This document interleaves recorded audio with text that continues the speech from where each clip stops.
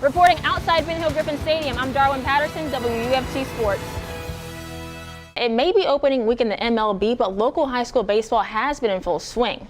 So I am right now at the original Tailgater Gang tailgate, and I took Gail Lemerin to get here. But now I'm actually joined by the Gail Lemerin. Jacksonville Jaguars didn't get it done here today in Jacksonville, but they'll take a trip all the way to London to take on the Indianapolis Colts to try to get it done there. Well, first of all, it wasn't as hot as we all thought, yes, but that's true. The offense did pretty well today compared to the last two games. The Gators regained the lead 24-17, and they wouldn't look back.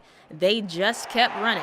We're here right outside of Everbank Field where some serious tailgating is going on right now before 3:30 kickoff between the Florida Gators and the Georgia Bulldogs. What do you say to the folks that made the trip down even throughout the hurricane? They still, we didn't have gas at some point. Right. They made the trip. What do you say to those folks? Gainesville is ready. The Swamp is ready. These guys behind me right now are setting up for tomorrow. Word on the street is that it's going to be lit. All right, so now we're at a Georgia tailgate. Guys, how do you feel with being in Jacksonville, Florida right now? About to watch your team at 3:30. This time last year, the same spot, the same time of the year, you beat Beholtz. Same scenario.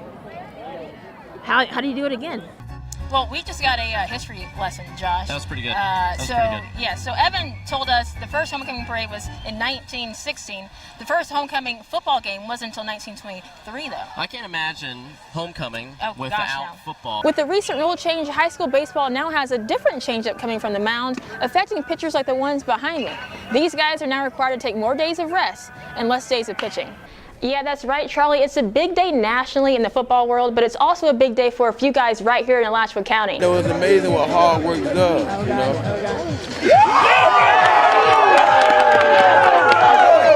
So I hear y'all made it out to a Gator baseball game last weekend, right? Mm-hmm. And I'm guessing the two of y'all were late and missed the first pitch, okay? So what I did for you is I brought you the video. Here it is. You may see who is this? Look. Oh my goodness, who is that? That's you. Wow, so I'm walking out right now to the first pitch. Look at it, look at it. We're in the presence of a celebrity. Wow. That's Take me. note. Zoom in. Now here I am. I'm getting ready. Look at that form. Okay, now I gotta dip down, get my sand, get my hands ready. Doing it like a pro. Yeah, watch this form.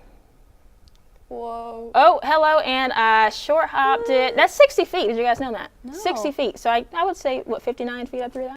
The month of March was definitely filled with college basketball madness, but now we're moving on to bigger and better games as we've reached the Final Four. And who could forget about this 1-2-step look mom, one-hand slam in the second half. The second-ranked Florida softball team is on the road again, this time to take on South Carolina. But get this, the Gators have defeated the Gamecocks 32 times in the all-time series, and they have played them 33 times. Is that domination or what? I had the pleasure of catching up with a local golfer at Gainesville Country Club who happens to be a 10-year-old little girl. She may be little, but her swing and golf game are far from little. Take a look. I'm Caitlin Huber, and I would like to go to UF and go on the golf team and then go to the LPGA Tour. The 10-year-old with big dreams in mind has already accomplished so much by winning numerous tournaments and even placing in LPGA Junior events. She's even forgotten how many medals she's won. I have 7 trophies right now, and then I don't know really how many medals I have. I lost count. But what sets her apart from everyone else is her relentless work ethic. Her big deal is she has to get there so early, so we'll be there 2 hours early, and we just go through a routine. We start with putting and chipping, then go to the driving range, hit balls, come back, putt some more, and then go out and compete. Okay. Although some of her competitors at the age of just 10 years old have swing coaches and sports psychologists to critique their game, Kate is swinging it all on her own. But the one thing she has that they don't have is her dad, Tim. He's a lot helpful because he takes me to the club to practice and takes me to golf tournaments so that I can get better and hold better competition, and he's very important in my life. It's clear the feelings are mutual between these two. When asked about Kate's dream of playing at the University of Florida, Tim couldn't help but get choked up. It would be a dream come true. It'd be really nice.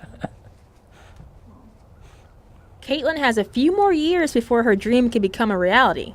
but she continues to compete in local and national tournaments, including one on January 28th right here in Gainesville at West End Golf Course. For WUFT Sports, I'm Darwin Patterson.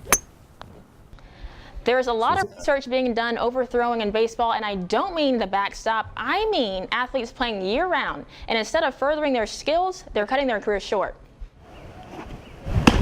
This was an issue at professional level, and now this is an issue at the high school level. Dr. Jason Zaremski, a sports medicine physician at UF Health, is conducting research to help prevent overuse injuries within high school baseball, such as Tommy Johns or torn ligaments. The question he's posing is if pitching and playing baseball year-round increases the risk of throwing injuries among these high school athletes. Zaremski takes a deeper look into pitch counts in a way you probably have never even thought about. When someone throws a pitch, it's only counted in the game. Warm-up pitches and the bullpen, which could be 20 to 40 pitches or more during the warm-up session, are not counted. If someone, says throws 70 pitches in a start, they may actually be throwing 110, 120, 130. We're not looking at injuries. We're just trying to find out how many pitches are our high school athletes actually pitching. Ron Brooks, head coach of Buchholz High School's baseball team, welcomes the oversight of protecting his players' health and, most importantly, their futures. You know, it gives us all this kind of a platform to go by. But, you know, most of us high school coaches did a good job to begin with on taking care of pitchers' arms and taking care of players and looking after their future. So I feel like we've already been doing a really good job, but now we kind of all have a platform to go by, and I think it's a great thing. With the recent rule change, high school baseball now has a different changeup coming from the mound, affecting pitchers like the ones behind me. These guys are now required to take more days of rest and less days of pitching.